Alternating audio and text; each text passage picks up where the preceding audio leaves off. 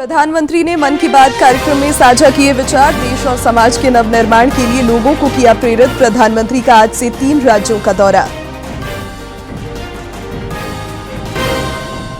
Jack ने paper leak की जांच रिपोर्ट शिक्षा विभाग को सौंपी। हजारीबाग में कोचिंग सेंटरों में पुलिस प्रशासन की दबिश। केंद्रीय मंत्री ने कहा, झारखंड में तंत्र हर तरह से साबित हो रहा नाकाम। धनबाद में डीएमएफटी के न्यास परिषद की हुई बैठक। जनप्रतिनिधियों ने अपने अपने क्षेत्रों में विकास को लेकर रखे प्रस्ताव। 364 करोड़ की योजनाओं का अनुमोदन। और जमशेदपुर में गोलीकांड मामले में 7 आरोपी हथियार समेत गिरफ्तार। रामगढ़ में अवैध शराब फैक्ट्री का उद्भेदन। 6 तस्कर पकड़ाए। चाईबासा में अफीम की खेती पर प्रहार।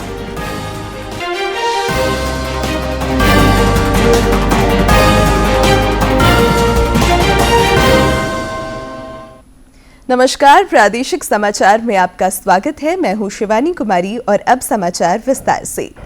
प्रधानमंत्री नरेंद्र मोदी ने आकाशवाणी पर मासिक मन की बात कार्यक्रम में विविध विषयों पर देश विदेश के लोगों के साथ विचार साझा किए। इस दौरान उन्होंने वन्य प्राणियों के संरक्षण, स्वास्थ्य देखभाल समेत अन्य मुद्दों का जिक्र किया। प्रधानमंत्री ने मोटापे की भी चर्चा की और लोगों को खाने में तेल की मात्रा घटाने का आग्रह किया। देश के विकास और नवनिर्माण को लेकर भी श्री मोदी ने चर्चा की। मन की बात में प्रधानमंत्री ने राष्ट्रीय खेलों, बोर्ड परीक्षाओं और मार्च में आयोजित होने वाले अंतर्राष्ट्रीय महिला दिवस की भी चर्चा की। उन्होंने राष्ट्रीय विज्ञान दिवस की चर्चा करते हुए अंतरिक्ष विज्ञान के क्षेत्र में युवाओं की रुचि पर भी प्रसन्नता व्यक्त की। मेरे प्यारे देशवासियों, देहरादून में नेशनल गेम्स की ओपनिंग के दौरान मैंने एक बहुत ही अहम विषय उठाया है, जिसने देश में एक नई चर्चा की शुरुआत की है। ये विषय है ओबेसिटी, यानी मोटापा। एक फिट और हेल्दी नेशन बनने के लिए हमें ओबेसिटी की समस्या से निपटना ही होगा। एक स्टडी के मुताबिक आज हर 8 में से 1 व्यक्ति ओबेसिटी की समस्या से परेशान है। बीते वर्षों में ओबेसिटी के मामले 2 गुने हो गए हैं, लेकिन इससे भी ज्यादा चिंता की बात यह है कि बच्चों में भी मोटापे की समस्या 4 गुना बढ़ गई है। WHO का डेटा बताता है कि 2022 में दुनिया भर में करीब 250 करोड़ लोग ओवरवेट थे, यानी आवश्यकता से भी कहीं ज्यादा वजन था। ये आंकड़े बेहद गंभीर है और हम सभी को सोचने पर मजबूर करते हैं कि आखिर ऐसा क्यों हो रहा है। अधिक वजन या मोटापा कई तरह की परेशानियों को, बीमारियों को भी जन्म देता है। हम सब मिलकर छोटे छोटे प्रयासों से इस चुनौती से निपट सकते हैं। जैसे एक तरीका मैंने सुझाया था, खाने के तेल में 10% 10% की कमी करना। आप तय कर लीजिए कि हर महीने 10% कम तेल उपयोग करेंगे। आप तय कर सकते हैं कि जो तेल खाने के लिए खरीदा जाता है, खरीदते समय ही अब 10% कम ही खरीदेंगे। ये ओबेसिटी कम करने की दिशा में एक अहम कदम होगा। साथियों, आने वाले कुछ ही दिनों में हम नेशनल साइंस डे मनाने जा रहे हैं। हमारे बच्चों का, युवाओं का साइंस में इंटरेस्ट और पैशन होना बहुत मायने रखता है। इसे लेकर मेरे पास एक आइडिया है, जिसे आप one day as a scientist कह सकते हैं। यानी आप अपना एक दिन एक साइंटिस्ट के रूप में, एक वैज्ञानिक के रूप में बिताकर देखें। आप अपनी सुविधा के अनुसार, अपनी मर्जी के अनुसार कोई भी दिन चुन सकते हैं। उस दिन आप किसी रिसर्च लैब, प्लेनेटोरियम या फिर स्पेस सेंटर जैसी जगहों पर जरूर जाएं। इससे साइंस को लेकर आपकी जिज्ञासा और बढ़ेगी। राज्य में भी आज विभिन्न स्थानों पर व्यक्तिगत और सामूहिक रूप से भी लोगों ने प्रधानमंत्री के मन की बात कार्यक्रम को देखा और सुना। झारखंड प्रवास पर आए केंद्रीय मंत्री गजेंद्र सिंह शेखावत ने रांची में पार्टी नेताओं और कार्यकर्ताओं के साथ मन की बात कार्यक्रम को देखा और सुना। उन्होंने कहा कि प्रधानमंत्री के मन की बात कार्यक्रम का सभी को इंतजार रहता है। मन की बात में प्रधानमंत्री अनुकरणीय बातों की चर्चा करते हैं, जो सभी के लिए प्रेरक साबित होता है। केंद्रीय मंत्री ने कहा कि देश के विकास में नई पीढ़ी को प्रधानमंत्री भागीदार बनाने के लिए कृत संकल्पित हैं। इसके लिए उनके क्षमता विकास पर भी जोर दिया जा रहा है। इस मौके पर प्रदेश भाजपा अध्यक्ष बाबूलाल मरांडी समेत अन्य नेता मौजूद थे। नई पीढ़ी को उसके साथ में जोड़ना होगा, उसकी क्षमताओं को विकसित करना होगा, उनके लिए संसाधनों की साहब को बढ़ाना पड़ेगा और साथ साथ में उनको एनालिटिकल थिंकिंग के साथ में, नए सोच के साथ में जोड़ना पड़ेगा। इस दृष्टिकोण से अब की बार के मन के बात के कार्यक्रम में बहुत महत्वपूर्ण 3 विषयों पर माननीय प्रधानमंत्री जी ने चर्चा की है। शायद मैं ये मानता हूँ कि दुनिया में एकमात्र ऐसे राष्ट्राध्यक्ष हैं जो अपने देश के लोगों के साथ में अनौपचारिक रूप से इस तरह से हर साल में 1 महीने तक आधे घंटे की चर्चा करके अपने मन की बात उनके साथ साझा करते हुए, और केवल एक तरफा नहीं, देश के लोगों के मन की बात को, देश के लोगों के अचीवमेंट्स को, उनकी उपलब्धियों को देश के अन्य लोगों के साथ में साझा करने का काम करते हैं। प्रधानमंत्री नरेंद्र मोदी आज से 3 राज्यों के दौरे पर रहेंगे। पहले चरण में आज वे मध्य प्रदेश के छतरपुर स्थित बागेश्वर धाम जाएंगे और कैंसर अस्पताल की आधारशिला रखेंगे। प्रधानमंत्री कल भोपाल में 2 दिवसीय वैश्विक निवेशक शिखर सम्मेलन का भी उद्घाटन करेंगे। श्री मोदी इसके अलावा बिहार और असम का भी दौरा करेंगे। मध्य प्रदेश के छतरपुर में स्थित श्री बागेश्वर धाम में जारी 6वें बुंदेलखंड महाकुंभ में रविवार का बेसब्री से इंतजार हो रहा है। इस दिन पीएम वहां पहुंचकर दर्शन और पूजा अर्चना करेंगे। पीएम के आगमन को लेकर बड़े पैमाने पर तैयारियां की जा रही हैं।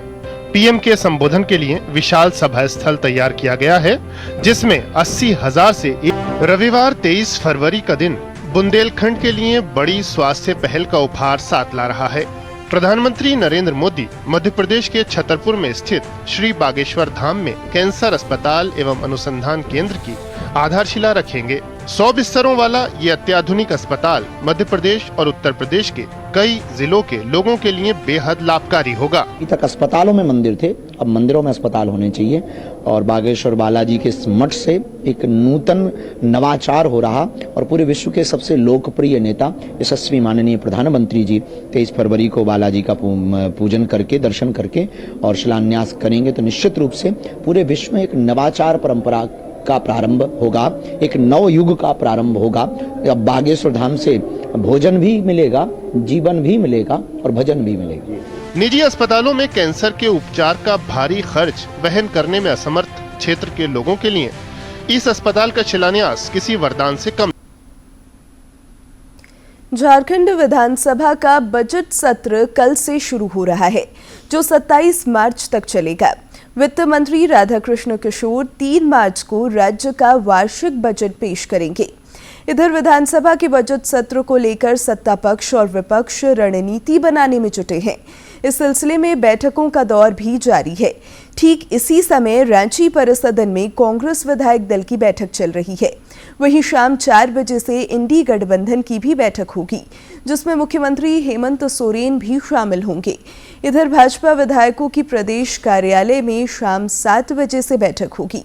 राजनीतिक विश्लेषकों के मुताबिक विधानसभा का सत्र हंगामेदार रहने के आसार हैं। विपक्ष के तर्कश में जहां सरकार को घेरने के लिए कई मुद्दे हैं, वहीं सत्ता पक्ष भी बेहतर तैयारी के साथ सदन में जाना चाहता है।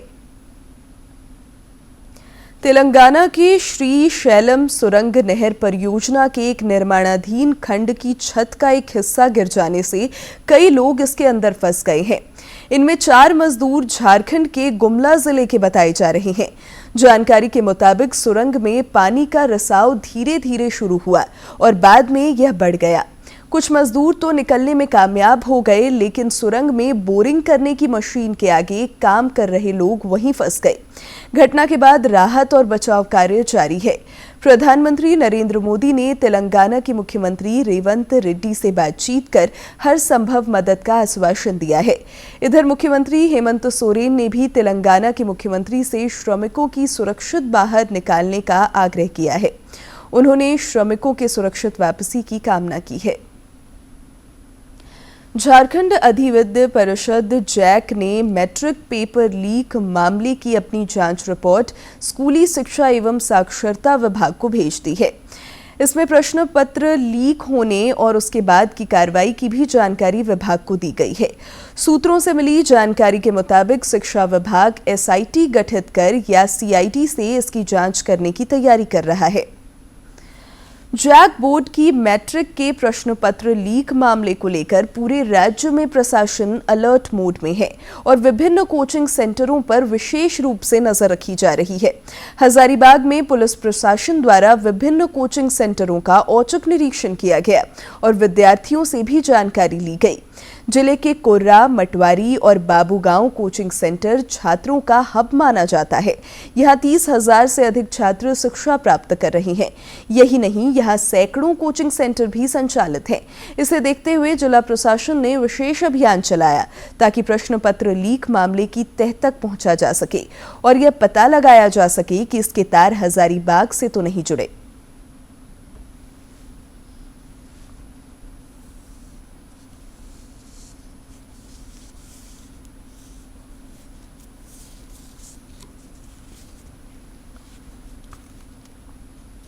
उसमें इस तरह के पेपर सर्कुलेट होते हैं, तो इसलिए हम लोग ये कैंपेन चला रहे एक तरह का कि अगर किसी बच्चे को कोई तरह का इन्फॉर्मेशन है इस तरह के ग्रुप से जुड़े रहने का, तो वो आके पुलिस को बताए ताकि पुलिस जो इसका मेन कल्प्रिट है, जो रैकेट चल रहा है जहाँ पे, उसको हम लोग पकड़ सके, उसको नैप कर सके।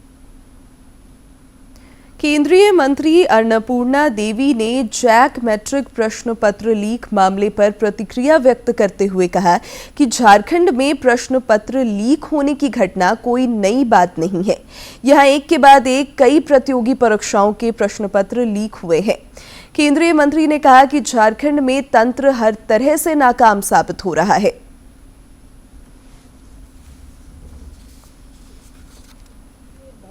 साथ ये सरकार खिलवाड़ कर रही है और ये पहली बार नहीं है। यहाँ पर जब प्रतियोगी परीक्षा में भी जब बच्चे शामिल होते हैं, परीक्षा हॉल से बाहर नहीं जाते हैं कि पता चलता है पेपर लीक हो गया, यानी कहीं ना कहीं सिस्टम बिल्कुल ख़त्म हो चुका है, कोलैप्स हो गया है।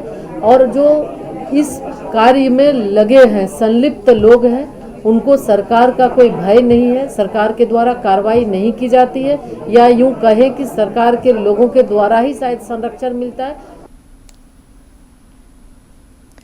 धनबाद न्यू टाउन हॉल में जिला खनिज फाउंडेशन ट्रस्ट डीएमएफटी के न्यास परिषद की बैठक हुई, जिसमें जिले के सर्वांगीण विकास के लिए 847 योजनाओं के अनुमोदन के प्रस्ताव पर चर्चा की गई और 364 करोड़ की योजनाओं का अनुमोदन किया गया। धनबाद न्यू टाउन हॉल में जिला खनिज फाउंडेशन ट्रस्ट डीएमएफटी के न्यास परिषद की बैठक के दौरान सांसद ढुल्लू महतो ने जलापूर्ति योजना की धीमी प्रगति पर नाराजगी जताई और दोषियों पर कार्रवाई की मांग की। उन्होंने डीएमएफटी की राशि से धनबाद में हवाई अड्डा निर्माण के लिए जमीन खरीदने का भी प्रस्ताव रखा। केंद्र सरकार की योजना धरातल पर उतर रहा है, उसका मॉनिटरिंग नहीं होने के कारण, चाहे कमी जो भी हो, राज्य सरकार का कमी हो या जिला प्रशासन की कमी हो, उसके कारण धरातल पर नहीं उतरने के कारण पानी का समस्या बहुत बढ़ते जा रहा है धीरे धीरे पूरे धनबाद क्षेत्र में। वहीं गिरिडीह सांसद चंद्र प्रकाश चौधरी ने संबंधित अधिकारियों को पारदर्शिता से काम करने, प्रदूषण दूर करने, लोगों को सामुदायिक सुविधा मुहैया कराने और विस्थापितों को रोजगार से जोड़ने पर जोर दिया।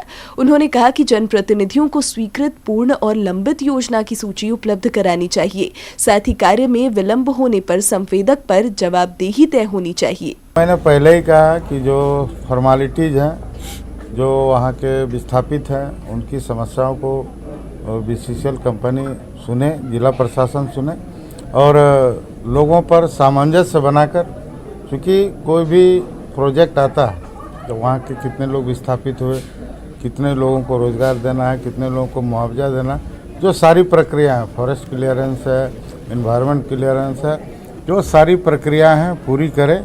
निरसा विधायक अरूप चटर्जी ने मैथन और पंचेत के पर्यटन स्थलों को विकसित करने, पहाड़ी पर टूरिस्ट रिजॉर्ट तथा इको टूरिज्म पार्क बनाने, नदी एवं तालाबों का गहरीकरण कराने, बड़े जलाशयों में मछली पालन को बढ़ावा देने पर जोर दिया। इको टूरिज्म चूँकि पोल्यूशन एक मेजर प्रॉब्लम है, हम मैथन में टूरिज़्म को डेवलपमेंट करने के लिए फॉरेस्ट विभाग के द्वारा इको टूरिज़्म पार्क और सारे जलाशयों को अच्छी से नापी करके उसको फिर से रिनोवेशन करना, ताकि वाटर की जो संरक्षण है, पानी की जो संरक्षण है वो अच्छे तरीके से किया जाए। बैठक के दौरान टुंडी विधायक मथुरा प्रसाद महतो, धनबाद विधायक राज सिन्हा, झरिया विधायक रागिनी सिंह और सिंदरी विधायक चंद्रदेव महतो ने भी अपने अपने क्षेत्रों में विकास गतिविधियों को लेकर महत्वपूर्ण सुझाव दिए। उपायुक्त माधवी मिश्रा ने कहा कि जिलेवासियों को बेहतर स्वास्थ्य सुविधा देने के लिए प्रशासन कृत संकल्पित है। उन्होंने बताया कि सदर अस्पताल एवं Shaheed Nirmal Mahato medical college and hospital को अपग्रेड किया जाएगा और रिक्त पदों को NHM की चयन प्रक्रिया के तहत भरा जाएगा। डॉक्टर्स का जो कमी है उसको लेकर के हम लोग उस पर काम कर रहे हैं। तो जैसे मैंने बताया कि फर्स्ट फेज में हम लोग कोशिश यही करेंगे कि जो स्पेशलिस्ट हैं और टेक्नीशियन, ANM, इनकी जो कमी है उसको हम लोग NHM के नॉर्म्स के आधार पे किस तरीके से पूरा कर सकें। जिला खनिज फाउंडेशन ट्रस्ट की न्यास परिषद की बैठक में जिले के सर्वांगीण विकास के लिए 847 योजनाओं के अनुमोदन के प्रस्ताव पर चर्चा की गई और 364 करोड़ की योजनाओं का अनुमोदन हुआ। धनबाद से अजय कुमार सिन्हा की रिपोर्ट। जनजातीय बहुल क्षेत्रों के समग्र विकास को लेकर केंद्र सरकार द्वारा लगातार पहल किए जा रही हैं। इस सिलसिले में PM जनमन योजना PVTG समुदायों के चहुमुखी विकास के लिए मील का पत्थर साबित हो रहा है। ITDA के निदेशक संजय कुमार दास ने बताया कि साहिबगंज के सुदूरवर्ती इलाकों में इस योजना के तहत सर्वे किया जा रहा है, जो लगभग पूर्ण होने की ओर है। इस दौरान 38 बिंदुओं के संबंध में जानकारी जुटाई जा रही है।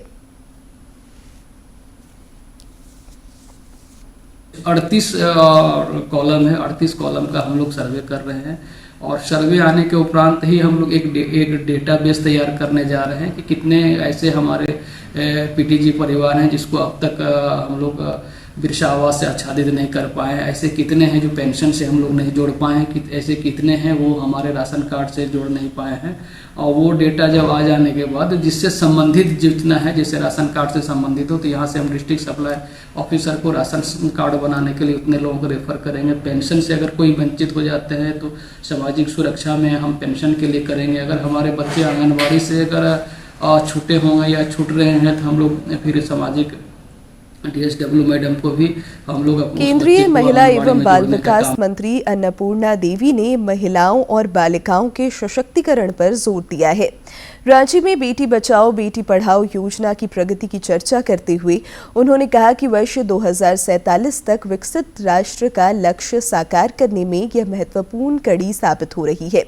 इस योजना के तहत समग्र विकास और अवसर पर सरकार का फोकस है। केंद्रीय मंत्री ने कहा कि विकसित राष्ट्र में लैंगिक समानता एक नीति नहीं बल्कि सामाजिक मानदंड होगी।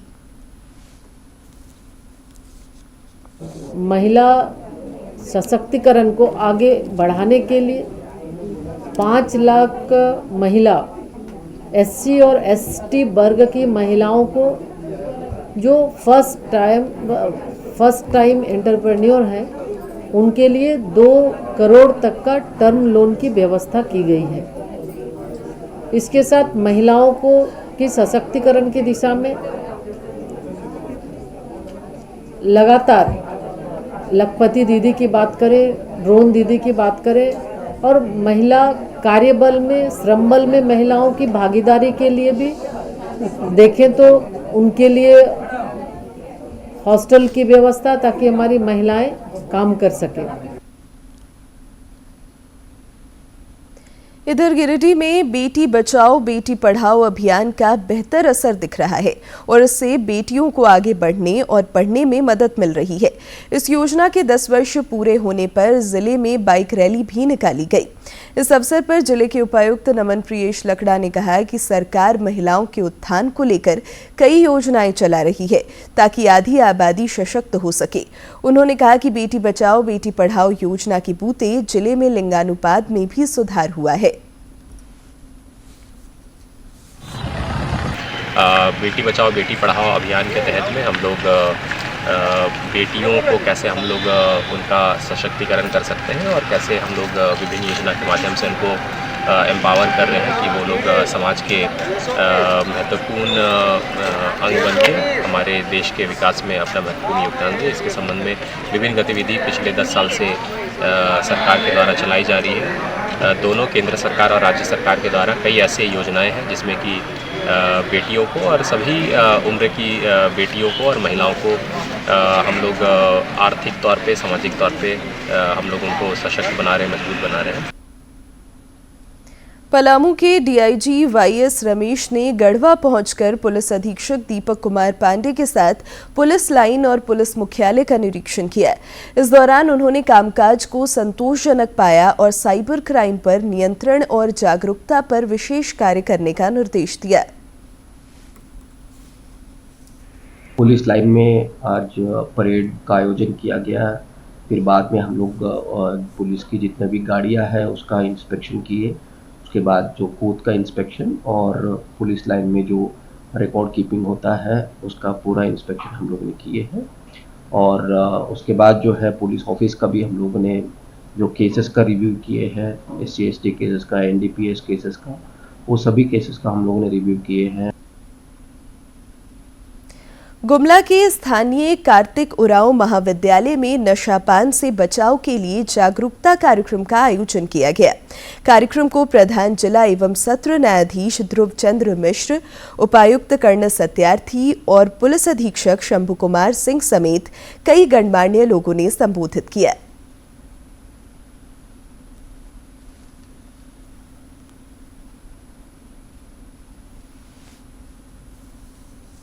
नशापान से बचाव के लिए आयोजित जागरूकता कार्यक्रम को संबोधित करते हुए झारखंड उच्च न्यायालय के न्यायमूर्ति गौतम कुमार चौधरी ने नशापान के दुष्प्रभावों की चर्चा की और युवाओं को देश का भविष्य बताया।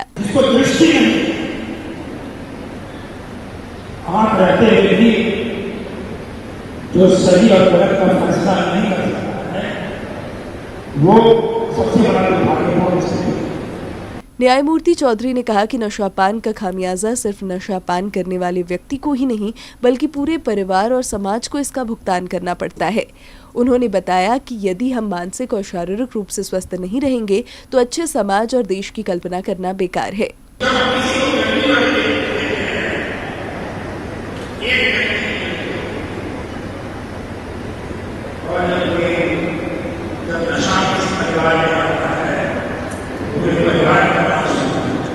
इस अवसर पर सूचना एवं जनसंपर्क विभाग की ओर से एक प्रेरक नुक्कड़ नाटक तथा स्थानीय लोक नृत्य की प्रस्तुति की गई।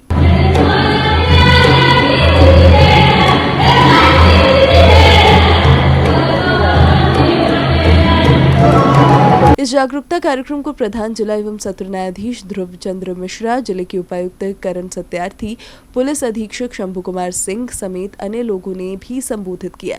मौके पर बड़ी संख्या में छात्र छात्राओं के अलावा न्यायपालिका और कार्यपालिका के अधिकारी भी उपस्थित थे। गुमला से बलदेव प्रसाद शर्मा की रिपोर्ट।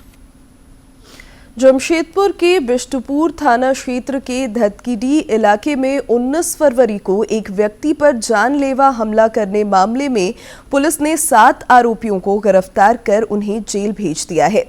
नगर पुलिस अधीक्षक कुमार शिवाशीष ने बताया कि गिरफ्तार आरोपियों के पास से पुलिस ने 3 पिस्टल, 7 कारतूस, 1 स्कूटी, 1 मोटरसाइकिल और 2 मोबाइल फोन बरामद किए हैं। इन सभी आरोपियों को कदमा, शास्त्री नगर और टेल्को इलाके से गिरफ्तार किया गया है। विदिन 3 days हमने इसमें 7 अरेस्टिंग्स की है, जिसमें से एक का नाम है मनोज बीबन, 29 साल का व्यक्ति, कदमा का रहने वाला। विशाल बीबन उसका भाई कदमा। शोएब अख्तर उर्फ शिबू, ये भी कदमा का रहने वाला है।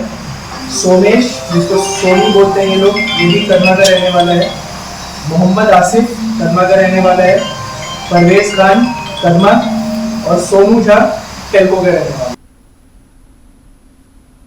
रामगढ़ में पुलिस ने अवैध शराब फैक्ट्री चलाने वाले गिरोह का उद्भेदन करते हुए 6 तस्करों को गिरफ्तार किया है। जिले के पुलिस अधीक्षक अजय कुमार ने बताया कि रामगढ़ थाना क्षेत्र के गड़के स्थित जंगल में यह अवैध फैक्ट्री चलाई जा रही थी। इस दौरान 2 luxury car, 2 bike, 14 mobile phone के साथ नकली शराब बनाने के सामान जब्त किए गए हैं, जिसकी कीमत करीब 30 लाख रुपए आंकी गई है।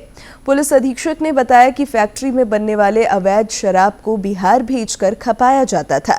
पकड़े गए लोगों का आपराधिक इतिहास रहा है।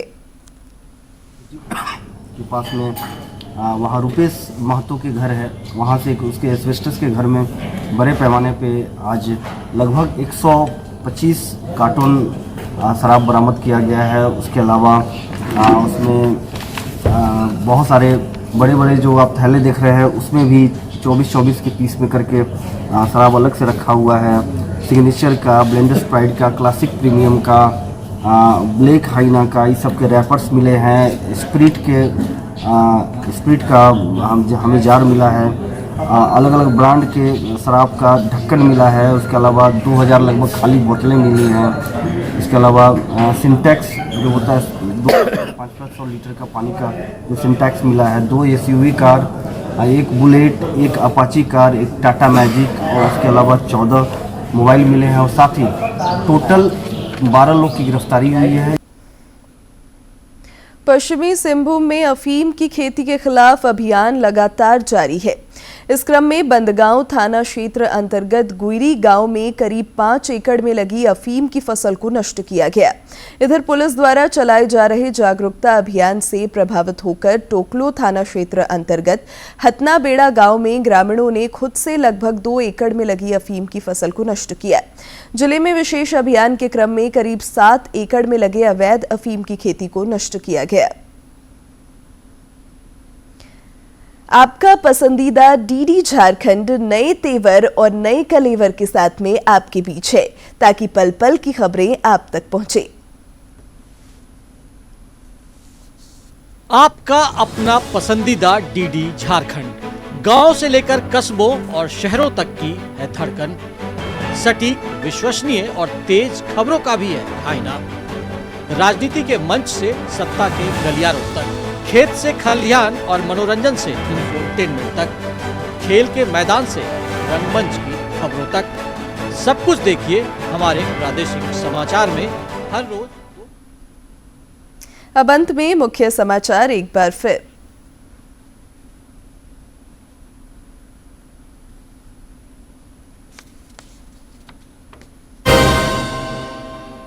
प्रधानमंत्री ने मन की बात कार्यक्रम में साझा किए विचार। देश और समाज के नवनिर्माण के लिए लोगों को किया प्रेरित। प्रधानमंत्री का आज से 3 राज्यों का दौरा। जैक ने पेपर लीक की जांच रिपोर्ट शिक्षा विभाग को सौंपी। हजारीबाग में कोचिंग सेंटरों में पुलिस प्रशासन की दबिश। केंद्रीय मंत्री ने कहा, झारखंड में तंत्र हर तरह से साबित हो रहा नाकाम। धनबाद में डीएमएफटी के न्यास परिषद की हुई बैठक। जनप्रतिनिधियों ने अपने अपने क्षेत्रों में विकास को लेकर रखे प्रस्ताव। 364 करोड़ की योजनाओं का अनुमोदन। और जमशेदपुर में गोलीकांड मामले में 7 आरोपी हथियार समेत गिरफ्तार। रामगढ़ में अवैध शराब फैक्ट्री का उद्भेदन। 6 तस्कर पकड़ाए। चाईबासा में अफीम की खेती पर प्रहार।